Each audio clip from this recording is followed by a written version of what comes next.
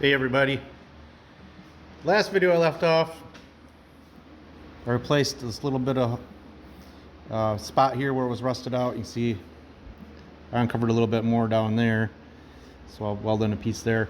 So I spent about the last half hour cleaning this whole channel out all the way around with my wire wheel, and it's smoking hot.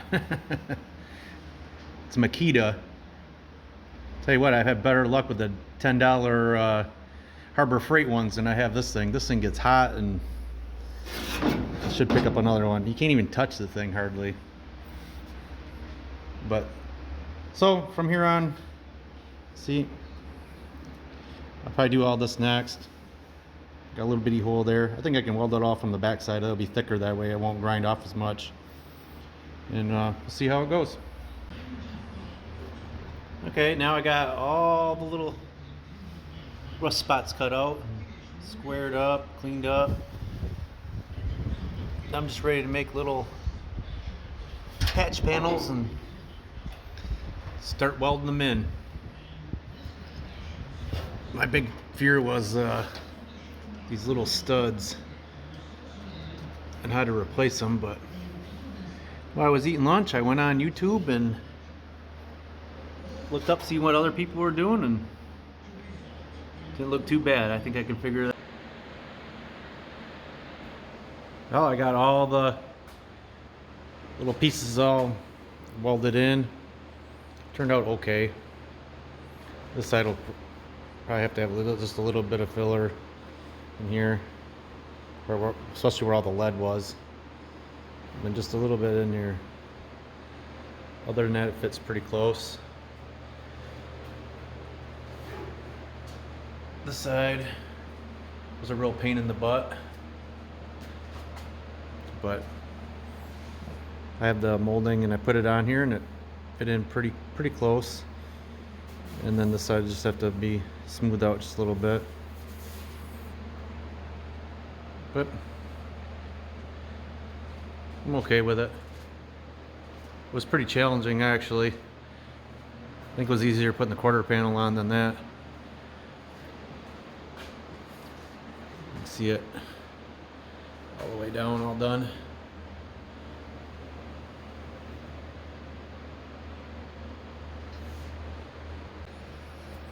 So now I'm moving on. Since I got the window channel pretty much all done, a couple little spots I just got to touch up.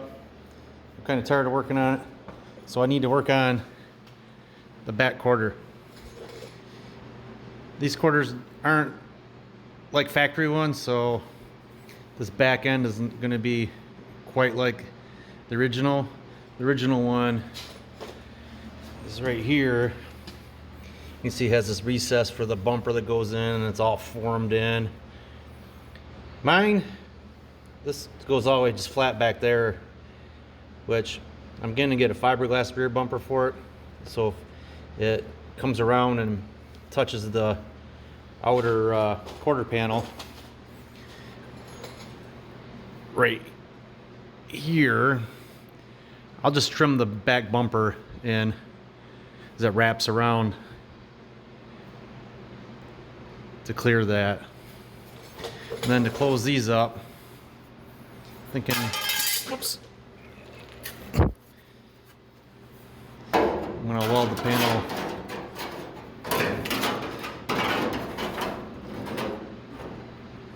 kind of hard to do this and hold on to the camera. It'll go in there like that. Then I'll weld a little piece in there, and then just a little, if you can see it, we're gonna go, I'll just weld a little piece in there. See, the rear bumper will go all the way around here.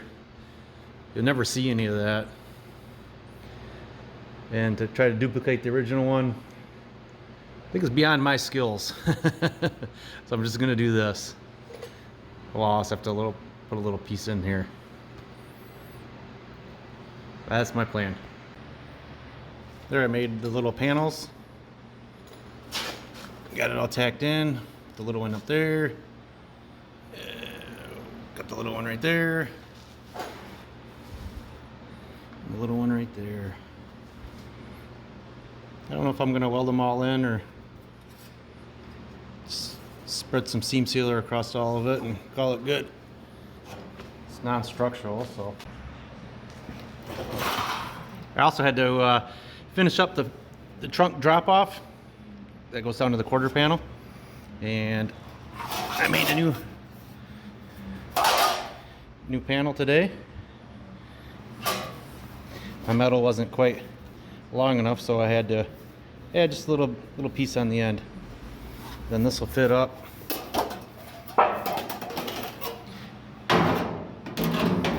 It'll go up in there. Finish it off just like the other side.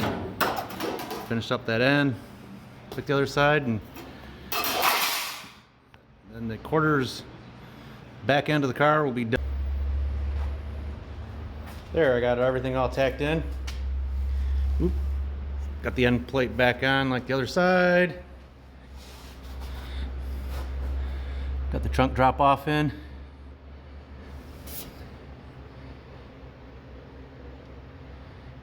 Could clean up the welds a little bit. That'll be done. And I think that's pretty much for this video. I don't know what I'm going to tackle next. I tackle the fenders. Got them right here. One's got a little hole in it. Right there. And this one's kind of beat up through here and here. This one just got a couple little holes in there, no big deal. Other than that, it's halfway straight. It does have some little bit of filler in here, but it's not that bad really. I think I can pound that back out a little bit. And then over the Christmas break period time, I was gonna try finish this dash up. I already stripped it off and filled all the bad spots in it. I got a little more to do because it was sitting up in the rafters in my garage, and you can see where it was sitting, and it dented it in. But I've been watching some videos on how to redo them, and a guy, I like this process a lot. He wraps them in fleece, staples them down, and then he like staples like would be right in here where it would have a gap if you tightened up the fleece. And then he pours resin all over the whole thing, lets that harden, and then he puts fiberglass and resin over the whole thing. And then you just do just like basic body work. You can use just like Bondo and smooth it out and finish it. And then he takes once he's got it nice and smooth and primed, he takes bed liner, which has a texture to it, and you spray that all over it, and that gives you your texture. And then you paint it to whatever color you want your dash to be, which mine will probably be black, but I mean you could paint it red. And I've seen his results, and it looks almost like a brand new dash when he's done. This is where the speaker holes would be, and I don't care about the speaker up there, so I'd just rather have it flat. But I'm going to tackle that in a couple more weeks. If that comes out good, I'm going to take this dash, which is out of a 67 Cyclone, and I'm going to put it in this one, which is a 66. But it's not as easy as it sounds, because these are all spot welded in. You can see a few years ago I attempted to, well, not attempted, but I started taking all the spot welds out. It's what spot welded all the way across there, and it's spot welded on the sides. So it's kind of a major job, but I like the 67 dashes a lot better than the 66s. Originally when I did that 67, I started working on it, I wasn't sure about it, and I didn't really look up on how to redo them. And then I was gonna wait till I found a nice one on eBay, but I've never had one show up that is halfway affordable. Because, you know, I was gonna wait. If I found a 66, I was gonna keep the 66 in there. If I found a 67, I was gonna put the 67 dash in there. But I've never seen really a good one at a reasonable price. Well, on to the next video, I guess. See ya.